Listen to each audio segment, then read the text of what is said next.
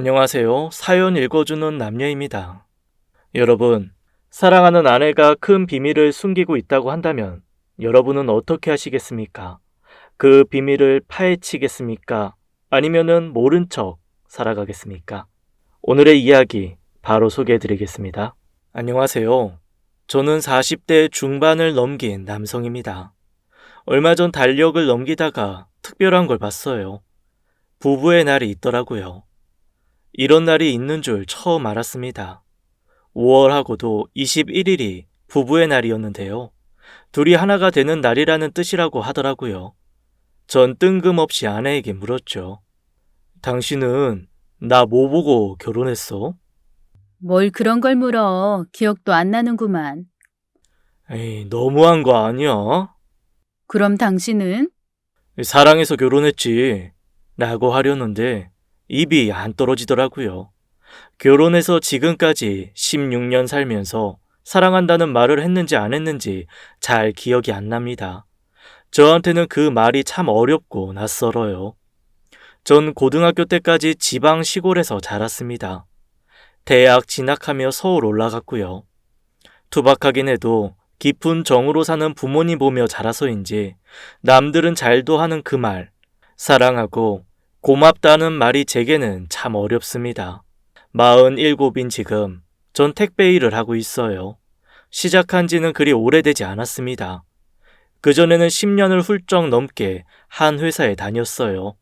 와이셔츠 입고 출근하다가 명예퇴직을 당했죠. 크진 않아도 내실 있는 회사라 정년 퇴직할 때까지 다닐 줄 알았는데 승진을 앞둔 상황에서 전혀 예상 못한 일이었어요. 갑자기 회사 사정이 안 좋아지면서 퇴직금 줄 테니 나가라고 하더라고요. 황당할 뿐이었어요.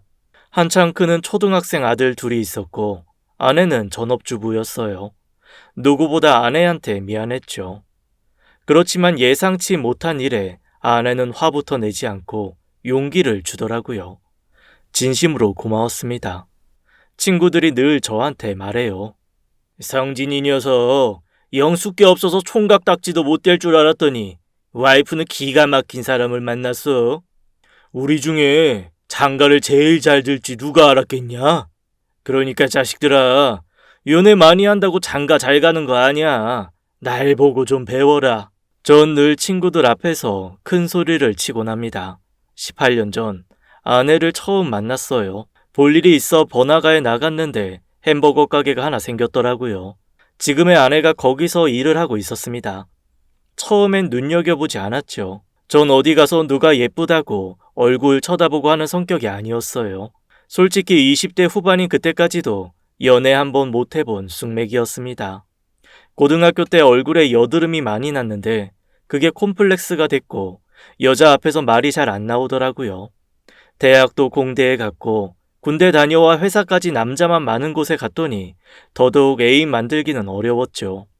나중엔 연애를 해봐야겠다는 부담감까지 더해져서 소개팅을 해도 입도 뻥끗할 수 없었어요.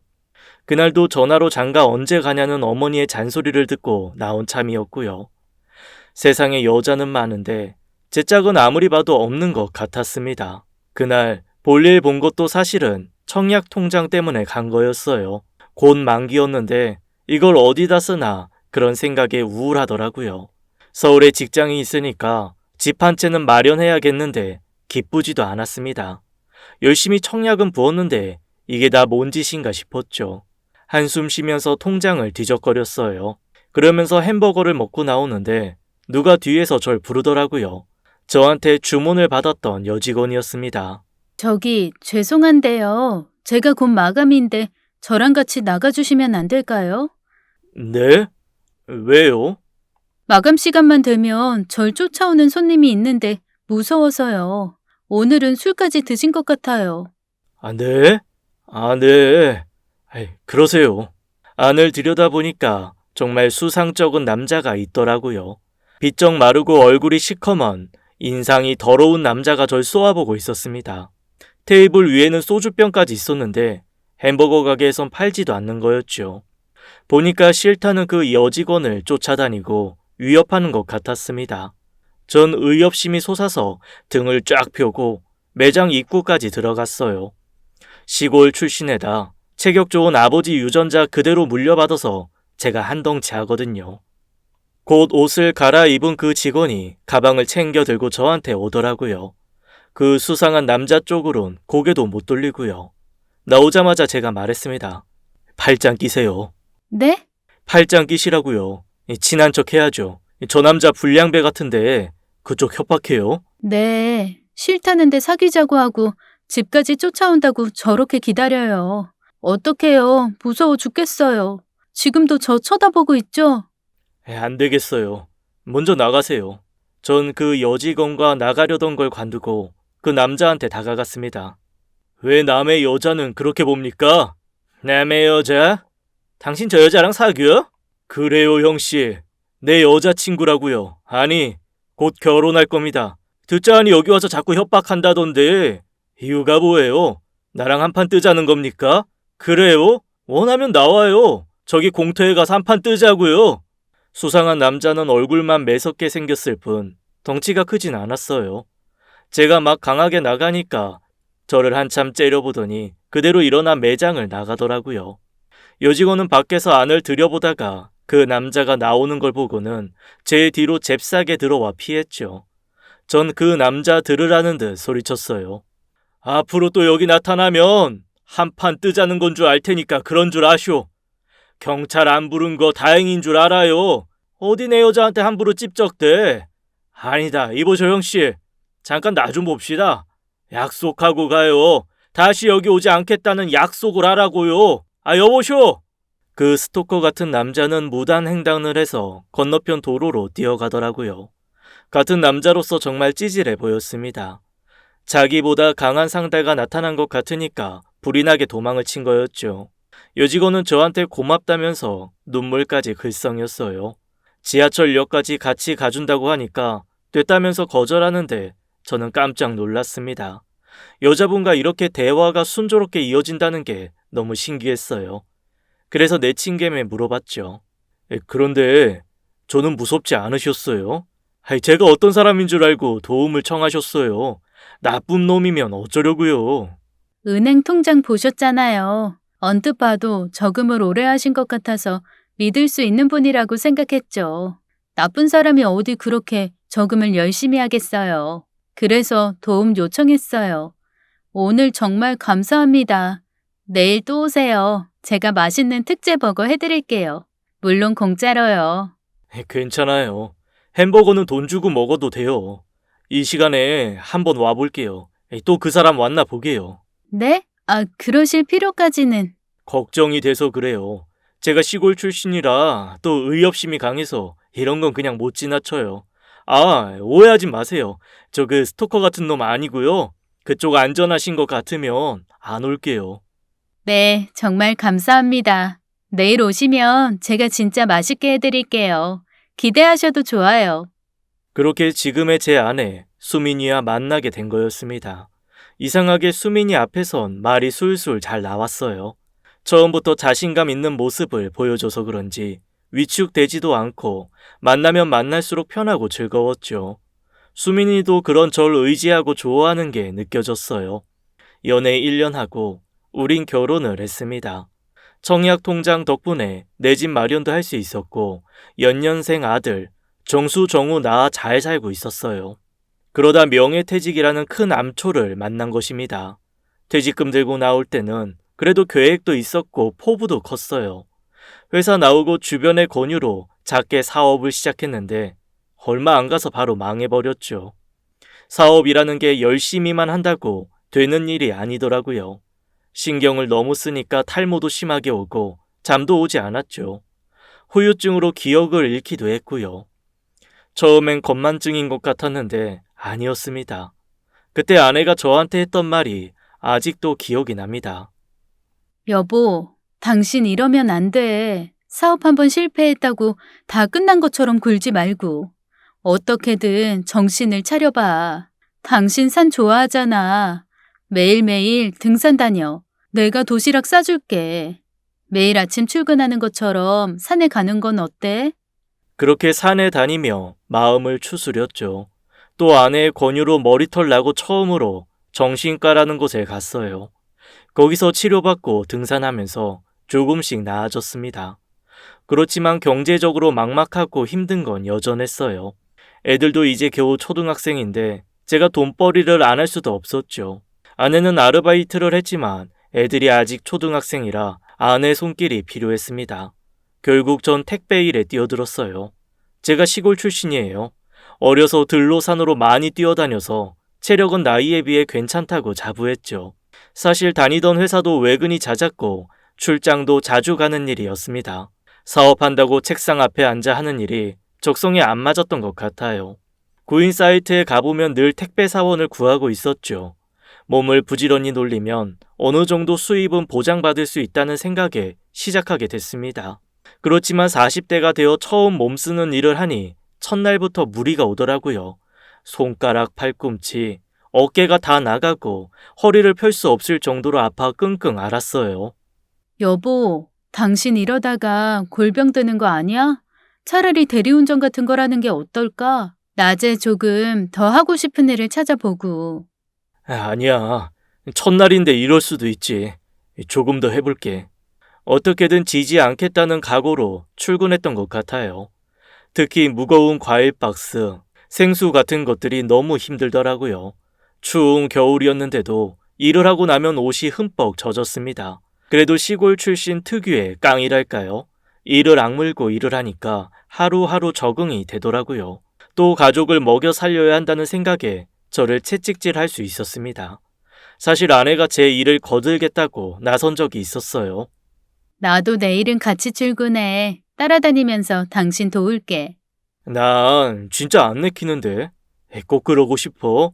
생각보다 훨씬 더 힘들 수 있어. 당신 따라다니면서 돕다가 애들 학원에서 올 때쯤 집에 오면 되잖아. 한번 해볼게.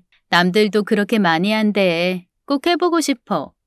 어떤 신문 기사에 부부가 함께 택배 기사로 일해서 돈을 많이 번다는 걸 보고 아내도 해보고 싶다는 얘기였습니다.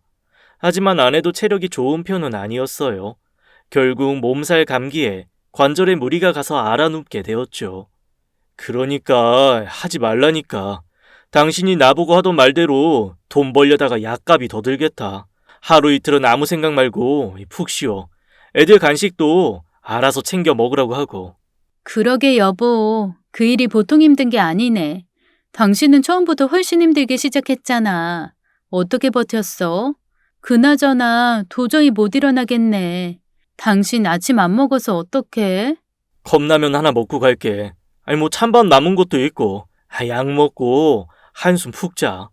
골골하던 아내는 그 뒤로도 컨디션 회복을 잘 못하더라고요. 건강검진을 받았는데 뜻밖에도 평생 약을 먹어야 하는 병을 발견했어요. 심각한 건 아니었고 약 먹으면서 몸이 힘든 걸 피해야 하는 병이었죠. 전 아내까지 아프면 큰일이다 싶어서 돈에 신경 쓰지 말고 집에서 애들 보면서 건강 챙기라고 해줬습니다. 아내는 집에 있으면서 제 몸에 좋다는 걸 그렇게 잘 챙겨줬어요. 약초 넣은 물도 매일 끓여주고 땀수건도 매일 깨끗하게 소독까지 해줬죠. 저 고생해서 돈 번다고 생활비도 아끼는 것 같았어요. 10년이 넘는 결혼 생활 내내 아내는 참 한결같았습니다. 가족 생각하는 마음 깊고 애들도 살뜰히 잘 챙겼어요. 그런데 딱 한 가지, 살면서 이해가 되지 않는 부분이 있었어요. 제 아내는 친정보다 시댁을 더 자주 가고 좋아했습니다. 저희 집은 시골인데 아내는 우리 집에 가는 걸 처갓집에 가는 것보다 더 반겼어요. 제가 일이 바빠서 못 가면 애들 데리고 훌쩍 다녀오기도 했습니다. 결혼한 지 얼마 안 됐을 때 친구들한테 이야기하니까 다 안 믿더라고요. 너 착각을 너무 심하게 하는 거 아니냐? 어느 마누라가 친정보다 시댁을 좋아해? 네 희망사항 아니야? 아니라니까. 나도 신기해. 명절에도 굳이 처가 안 가도 된다고 해서 내가 다 당황스럽더라고. 가도 금방 일어나. 어쩔 때 밥도 안 먹고 차 한 잔 딱 마시고 일어나지. 일어나자고 눈치를 엄청 주는 거야. 처음에는 그 사인을 몰라가지고 자고 가자고 했다가 나중에 엄청 혼났다니까. 재수씨 통화낼 줄 모른다고 하지 않았어? 그랬지. 근데 처갓집 얘기 나오면 좀 뾰족해. 그건 확실해. 혹시 처갓집에서 너랑 결혼하는 거 엄청나게 반대하시는 거 아니야? 지금도 사위 마음에 안 든다고 하셔서 재수 씨가 스트레스 받는 거 아니고? 어? 아니 내가 알기로는 아닌데. 이 자식 눈치 없는 건 알아줘야 돼. 재수 씨 혼자 마음고생하게 두지 말고 한번 알아봐.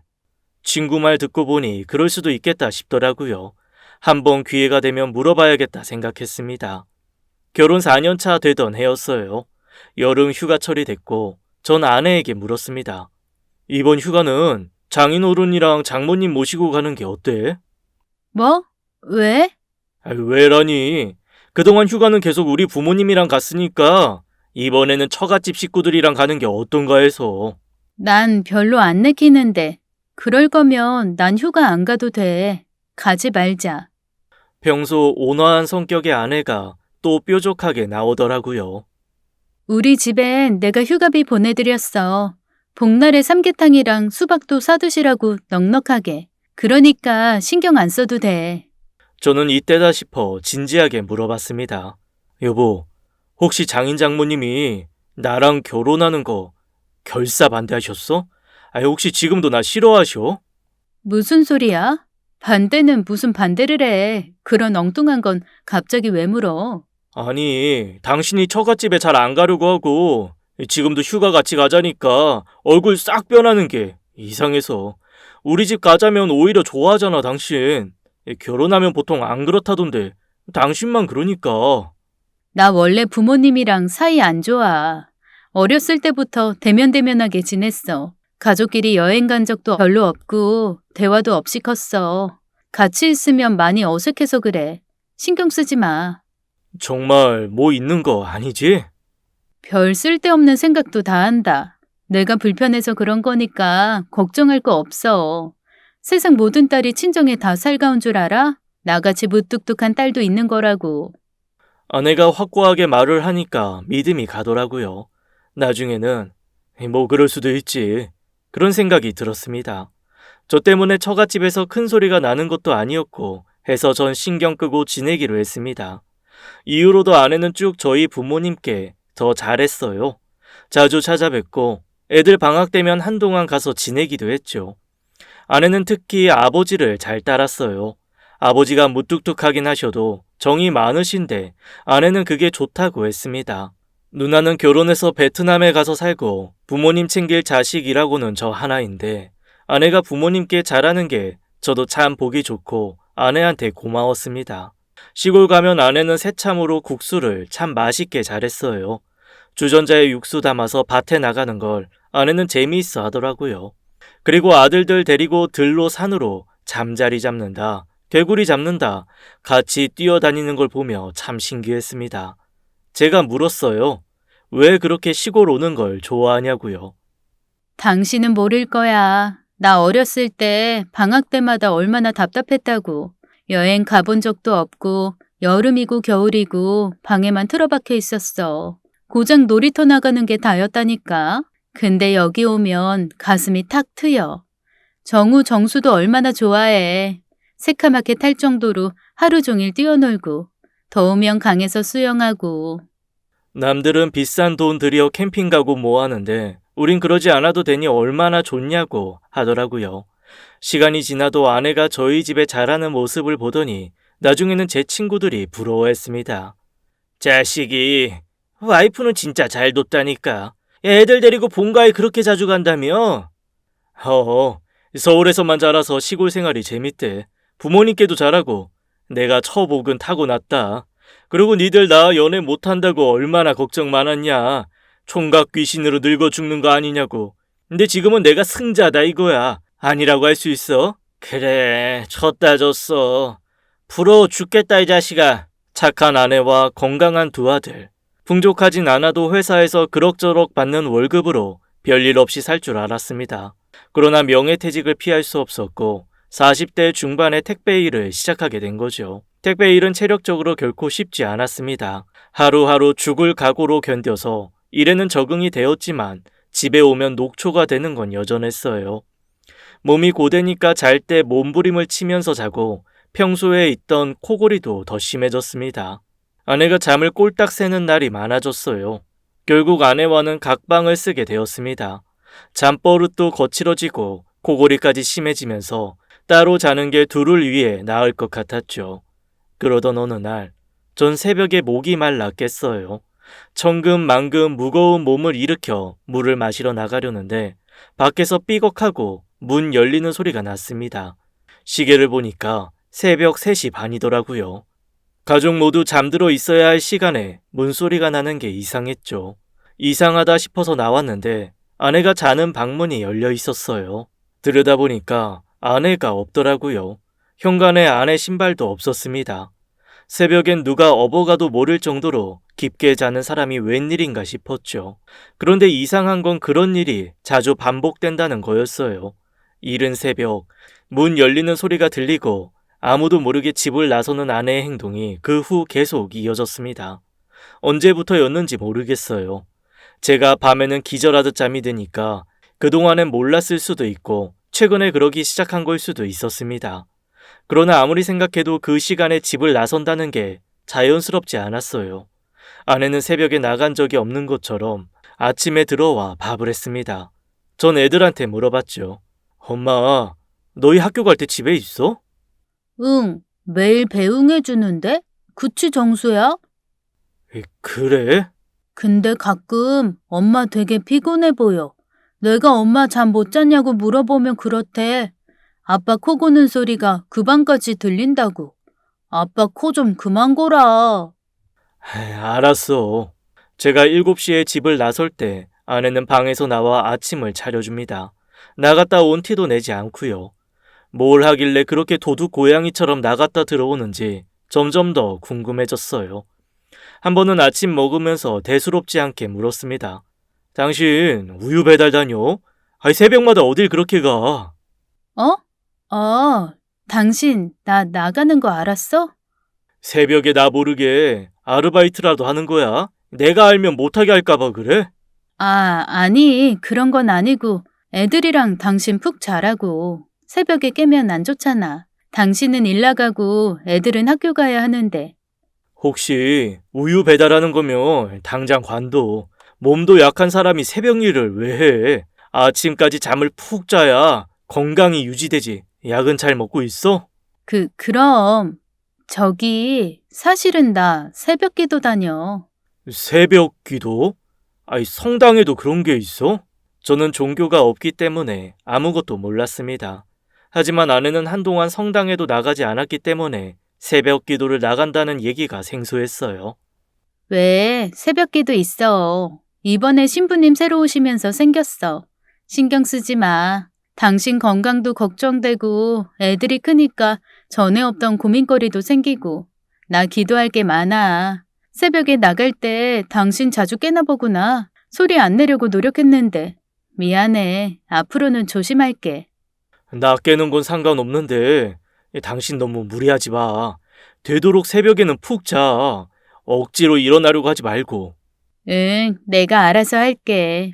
그렇게 일단락 되는 것 같았죠.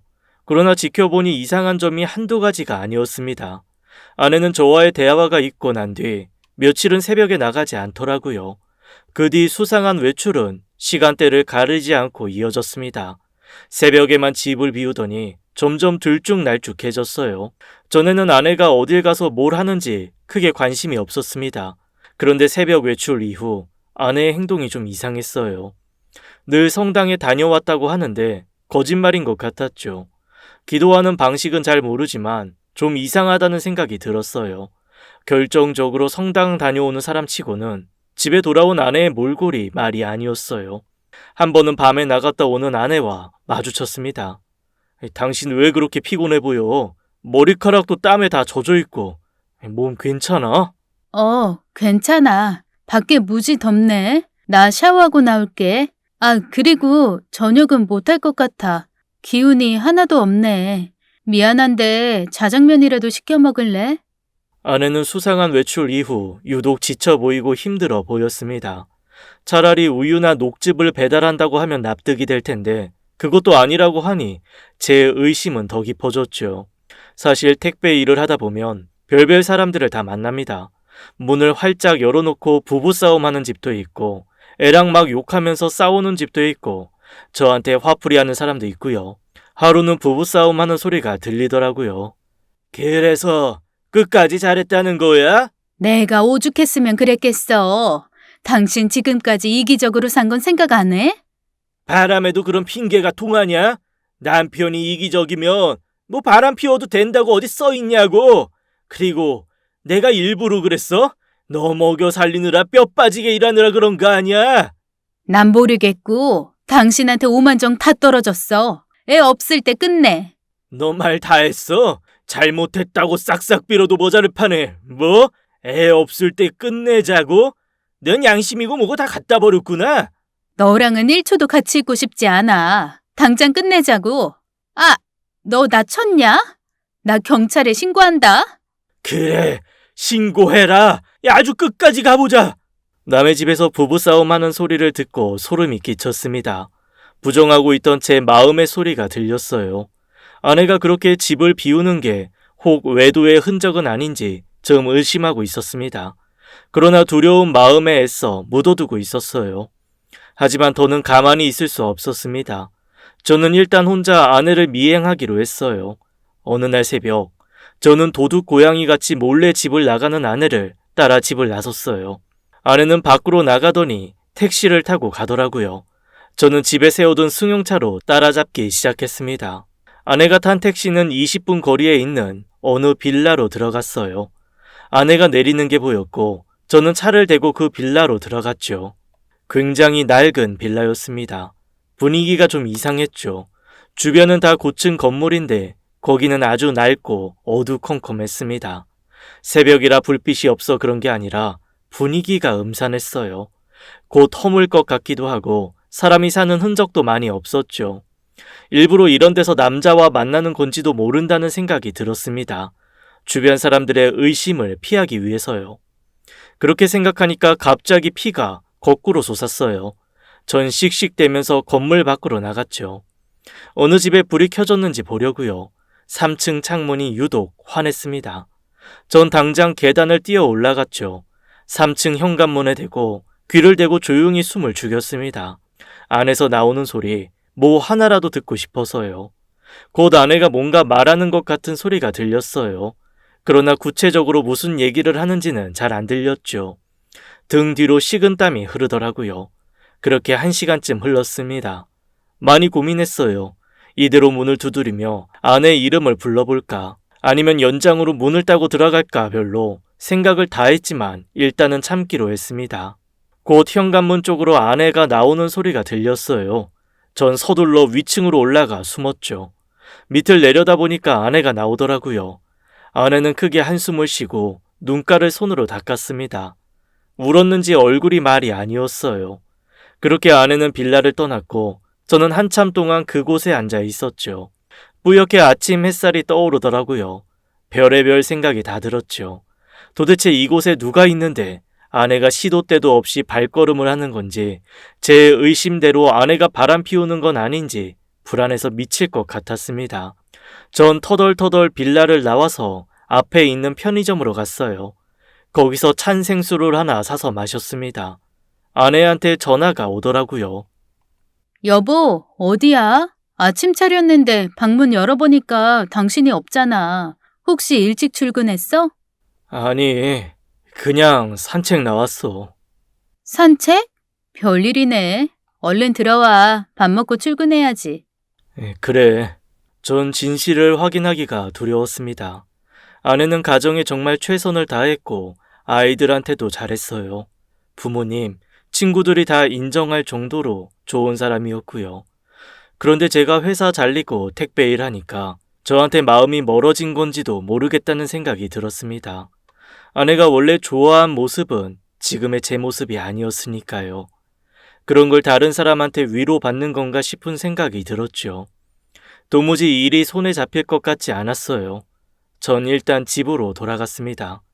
그날은 유난히 일이 힘들고 실수가 많아 항의도 많이 받았죠. 잘 먹고 기운차게 일을 해도 힘든데 머릿속에 고민이 있으니 더 빨리 지쳤어요. 살도 몰라보게 빠졌습니다. 그러다 보니까 아내가 걱정하더라고요.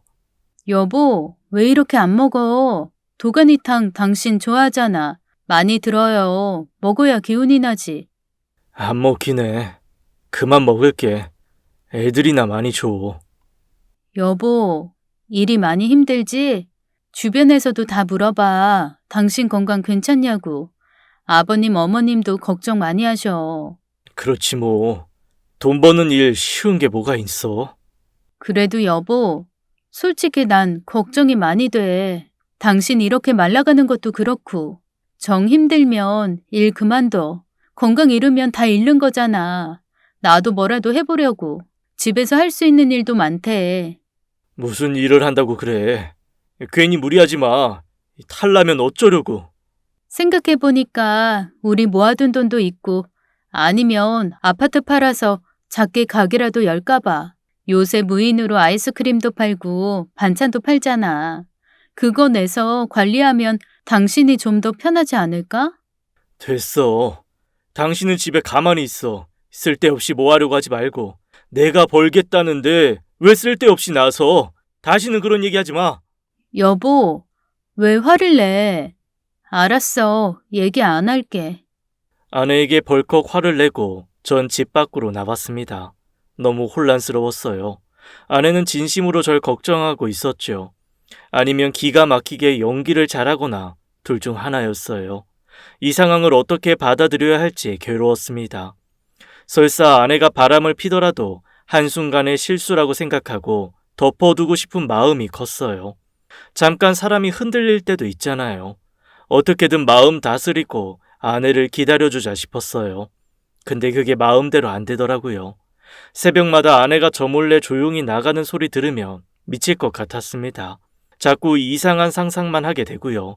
지난번 그 낡고 음침한 빌라 안에서 얼굴도 모르는 남자와 만나는 아내의 모습이 떠올랐죠.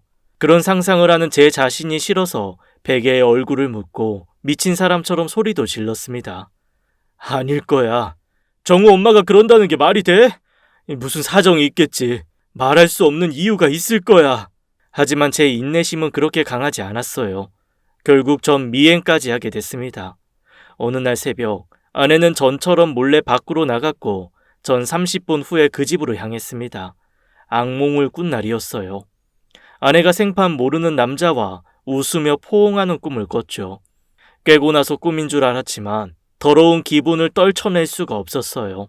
오늘은 도저히 참을 수가 없을 것 같았습니다. 전 계단을 미친 듯이 뛰어올라 문을 있는 힘껏 두드렸습니다. 최수민, 정우 엄마 빨리 나와! 다 알고 왔어! 빨리 문 열어! 저는 건물이 떠나가라 문을 두드렸고 한참 만에 문이 달칵 열렸어요. 벌어진 문틈으로 아내와 눈이 마주친 순간 전 소름이 끼쳤습니다. 아내의 얼굴은 땀으로 가득했고 한 손에는 망치가 들려 있었어요. 머리도 헝클어져 있었고 온 매무새도 흐트러져 있었죠. 아내는 찾아온 절 보고는 기겁했습니다. 여보, 당신 여기 어떻게 알고 왔어요? 당신 여기서 뭐 하고 있어? 여기 누가 있다고 밤이고 낮이고 빤질나게 드나들어. 이 손에 든 망치는 또 뭐야? 당신 도대체 뭐 하고 다니는 거야? 아무리 봐도 아내가 누군가에게 망치를 휘두른 것처럼 보이는 상황이었습니다. 그런데 아내는 문을 다 열려고 하지 않았어요. 저를 어떻게든 밀어내려고 하더라고요. 여보, 그냥 가요. 내가 나중에 다 말해줄게요. 제발요. 그냥 모른 척 해줘요. 네? 내가 왜 그래야 하는데? 비켜봐. 누구랑 만나서 뭘 하는지 내 두 눈으로 확인해야겠어. 저는 아내를 밀치고 안으로 들어갔습니다. 내부는 음산하리만치 썰렁했어요. 가구 하나 없이 휑한 집안은 낡고 곰팡이 냄새까지 났습니다.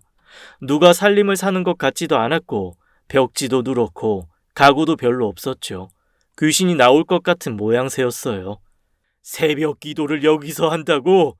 여기가 성당이야? 바른 대로 말해. 무슨 일을 꾸미는 거야? 어? 여보, 있잖아. 그게.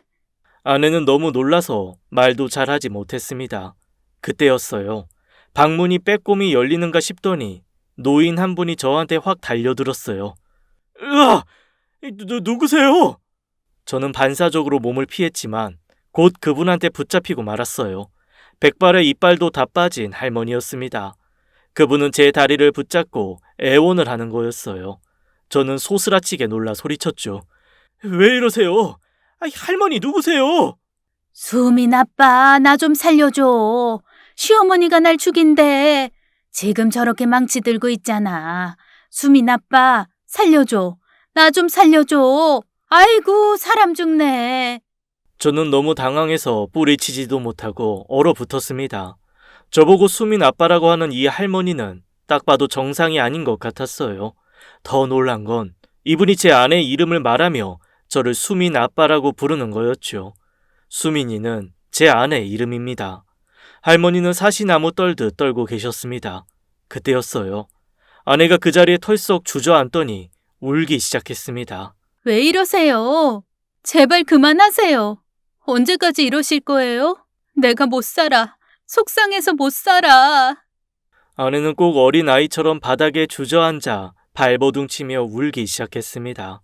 할머니는 저를 꼭 안고 놓아주지 않았기 때문에 제가 주저앉자 그분도 함께 바닥에 쓰러지셨어요. 꼼짝없이 그분에게 잡혀서 아내가 우는 걸 지켜볼 수밖에 없었습니다. 제가 손을 빼려고 하면 여지없이 더 세게 잡는데 작은 체구 어디에서 그런 힘이 나오는지 정말 이상했죠. 전 포기하고 아내가 진정될 때까지 기다렸어요. 아내는 정말 괴롭다는 듯 옷을 쥐어뜯으며 울었습니다. 시간이 지나자 할머니는 힘이 드시는지 제 옆에서 잠이 들었어요. 한참 후 아내가 울음을 멈추고 진정된 것처럼 보여 전 조용히 물었죠. 여보, 이분 누구야? 당신은 또 왜 그렇게 울고? 속 시원히 말 좀 해봐. 이게 다 어떻게 된 일인지. 일단 침대에 좀 눕혀드려야겠어요. 바닥 찬데 여기서 주무시면 병나. 저는 할머니를 안아서 침대에 눕혀드렸습니다. 마르셔서 체중도 얼마 안 나가시더라고요. 그 뒤 아내와 저는 거실 마룻바닥에 마주 앉았습니다. 여보, 이게 다 어떻게 된 일이야? 그동안 나 많이 힘들었어. 당신 새벽마다 어디 나가는 거 보고 당신 바람 피는 줄 알았어. 그래서 여기까지 미행했던 거야. 근데 바람은 아닌 것 같고 이게 무슨 상황이야? 여보, 미안해. 의도한 건 아닌데 당신을 속인 것처럼 되어버렸어. 나도 이러려던 건 아니었는데 어쩔 수가 없었어. 저 할머니가 누군데 당신이 돌봐드리는 거야.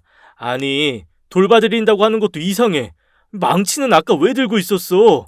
이상한 게 한두 가지가 아니잖아. 당신 혹시 범죄 저질렀어? 나 모르게 나쁜 짓 하고 있었냐고. 돈이 부족해서 이런 일까지 저지른 거야? 아니야, 여보. 그리고 듣게 된 아내의 이야기는 충격적이었어요. 사실 저분 내 친어머니셔. 뭐라고? 저는 깜짝 놀라 아내를 바라보았습니다.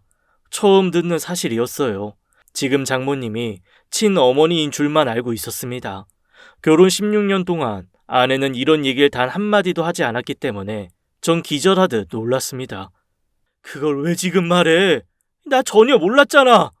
사정이 있었어. 말하기 껄끄럽기도 했고 감추고 싶은 얘기였다는 게 맞는 말 같다. 지금 방에 누워 계신 엄마, 나 8살 때 집을 나가셨어. 어쩔 수 없는 상황이었어.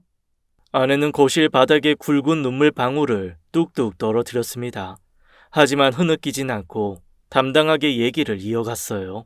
친할머니, 그러니까 엄마의 시어머니가 엄마를 엄청 구박하셨어. 어린 내가 봐도 너무 심할 정도로. 어떤 날엔 엄마를 속옷 차림으로 집 밖에 내쫓은 적도 있었지. 이유도 참 다양했어. 어떤 날엔 아들 못 낳는다고, 어떤 날엔 국이 짜다고, 내 앞에서 맨손으로 엄마 때리고 머리카락 뜯고 욕하고 매일 반복되는 일이었어. 어린 내가 그거 보고 얼마나 충격받았는지 몰라. 그때부터 할머니 미워하고 피했어. 아니, 그게 말이 돼? 어떻게 며느리를 속옷 차림으로 내쫓을 수가 있어? 장인어른은 뭐 하시고? 그것보다 더한 일도 많았어. 요새 같으면 할머니 경찰서에 갔을지도 몰라. 일부러 엄마 손등에 끓는 물을 부은 적도 있었고, 그런데 문제는 아버지가 그걸 보고도 아무 말도 하지 않았다는 거야. 아내 말에 의하면 장인어른은 장모님이 일방적으로 당하고 있어도 아무 역할도 하지 않았다고 하더라고요. 그리고 나중에는 장모님께 모질게 대했다고 했습니다. 왜 자꾸 집안에 분란을 일으키냐고. 궁지에 몰린 장모님을 더 힘들게 했다는 얘기였어요. 곁에서 말리던 아내도 여러 번 맞았다고 했습니다. 어떻게 그런 집이 다 있는지 기가 막혔죠. 그때 난 어려서 할 수 있는 게 없었어. 할머니랑 아버지가 악마같이 보였고 무서웠어. 결국 괴롭힘을 당하던 엄마는 한밤중에 맨발로 도망가셨어. 할머니한테 지독하게 맞다가 저항 한번 못 해보고 그때가 너무 생생해. 하필 나 소풍 가기 전날 밤이었거든. 엄마랑 같이 가는 소풍이었는데 그 뒤로 엄마는 못 보고 살게 됐고. 그때가 8살이었다고? 응, 그 이후로 엄마 못 봤어. 보고 싶어도 아버지랑 할머니 무서워서 엄마 얘기는 꺼내보지도 못했어. 곧 새어머니가 들어오기도 했고.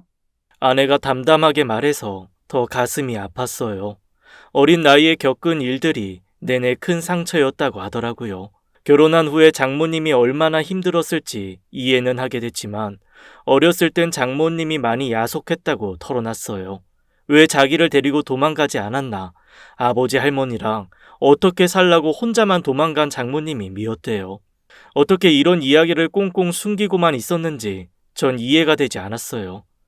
왜 얘기 안 했어? 할 필요 없다고 생각했어. 어차피 평생 엄마를 만나지 못할 거라고 생각했거든. 그래서 그렇게 처가에 안 가려고 했구나. 사실 나 어렸을 때 많이 힘들었어. 새어머니 나한테 되게 차가웠어. 모질고. 내가 냉장고만 열어도 노려보고 물도 마음대로 못 마셨어.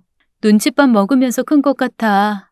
새어머니가 현관문에 열쇠만 꽂아도 긴장이 되고 집이 집 같지 않았어.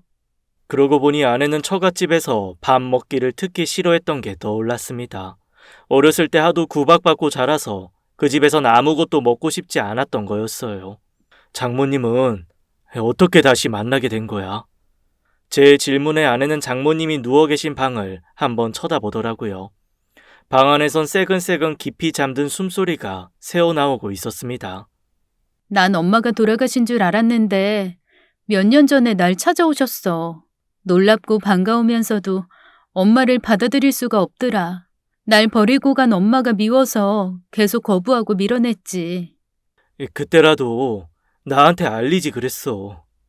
당신한테도 알리고 싶지 않았어. 그냥 인연 끊고 예전처럼 살고 싶었어. 근데 엄마가 아프신 바람에. 지금 장모님 정상 아니신 것 같은데 맞지? 아내는 조용히 고개를 끄덕였습니다.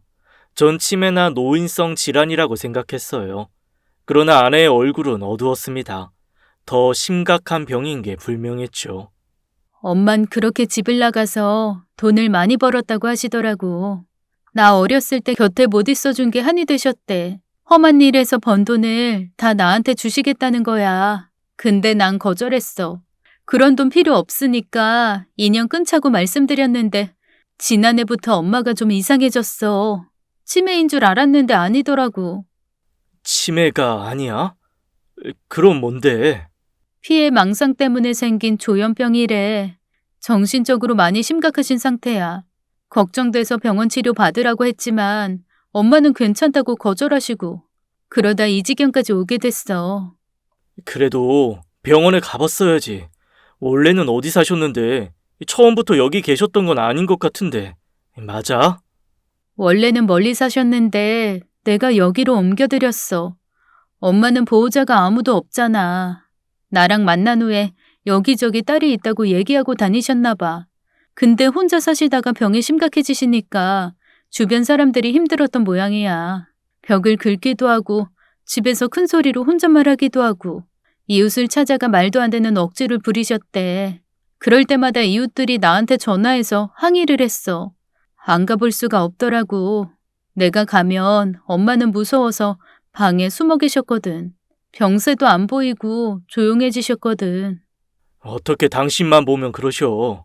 당신이 약이라도 해다 드렸어? 아내는 찹찹한 표정으로 말을 이어갔어요. 장모님은 딸인 아내를 예전에 자신을 구박하던 시어머니라고 착각하고 계신다는 얘기였습니다. 날 보면 할머니가 떠오르나 봐. 그분 사람한테 할 수 없는 짓 엄마한테 정말 많이 했어. 누가 보면 며느리가 아니라 죄인인 줄 알았을 거야. 그리고 엄마는 그런 독한 시어머니한테 대들지도 못하고 고스란히 다 당하기만 했어. 바보같이. 그 정도로 마음이 착하고 여리신 분이셨어. 왜 지금까지 장모님을 병원에 데려가지 않았냐는 제 물음에 아내는 이렇게 대답했어요.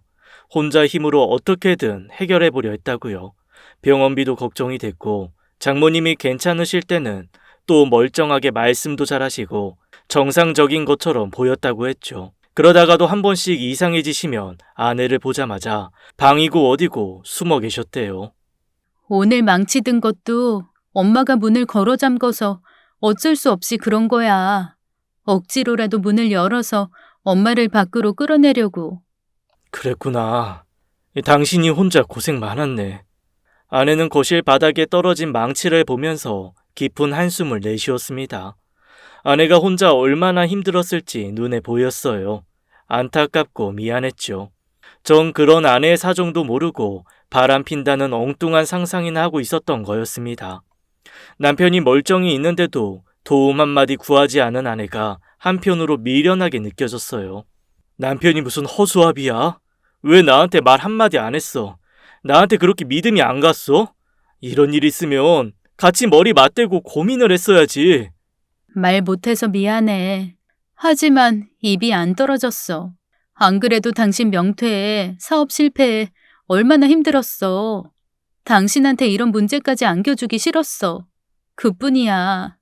그래도 이건 아니지. 당신 새벽에 나갔다 왔을 때 몰골이 왜 그렇게 초췌했는지 이제야 이해가 간다. 아픈 장모님이랑 신랑이 하다가 상처도 나고 그랬구나. 근데 장모님이 왜 나를 수민 아빠라고 부르시지? 내가 지금 장인어른으로 보이시나? 그런가 봐. 할머니가 엄마 괴롭힐 때 엄마 도와주지도 않고 심지어 같이 괴롭히던 아빠인데도 남편이라고 한 번씩 떠오르나 봐. 자꾸 아버지 언제 오냐고 나한테 물어보셔. 장모님이 절 꼭 붙잡고 살려달라고 애원한 것도 기억 속 남편에게 도움을 청한 것이었습니다. 그렇게 생각하니 더 마음이 아파왔어요. 여보, 장모님 이대로 둘 수 없어. 이제라도 병원에 모시고 가는 게 어때? 내가 장인어른인 척하고 장모님 좀 달래보면 어떨까? 그래 줄래? 그것도 방법인 것 같다. 엄마 병원에 꼭 한번 데려가 보고 싶어. 그동안 내가 힘이 없어서 못했는데 당신이 도와주면 의외로 일이 쉬울 수도 있을 것 같아. 저와 아내는 거기서 장모님이 깨실 때까지 기다렸습니다.